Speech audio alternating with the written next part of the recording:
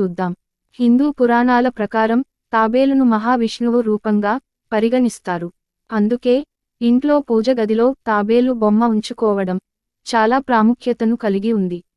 వాస్తు శాస్త్రం ప్రకారం తాబేలు ఇంట్లోకి ప్రవేశిస్తే వాస్తు దోషాలు తొలగిపోతాయని నిపుణులు చెబుతున్నారు. మీ ఇంట్లో కొత్తగా తాబేలు విగ్రహాలను పెట్టాలనుకుంటే అందుకు అనువైన రోజులు బుధవారం, గురువారం, శుక్రవారం.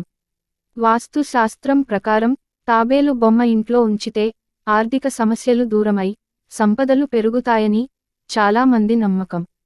అయితే ఇంట్లో తాబేలు చిహ్నాలు ఉంచాలనుకునే వారు తగిన జాగ్రత్తలు తీసుకోవాలని వాస్తు శాస్త్ర నిపుణులు సూచిస్తున్నారు. తాబేలును నీటితో నింపిన బౌల్లో ఉంచి పూజ గదిలో ఉత్తర దిశలో ఉంచాలి. ఇంట్లో ఎలాంటి సమస్యలు ఉన్నా స్ఫటికంతో తయారు చేసిన తాబేలును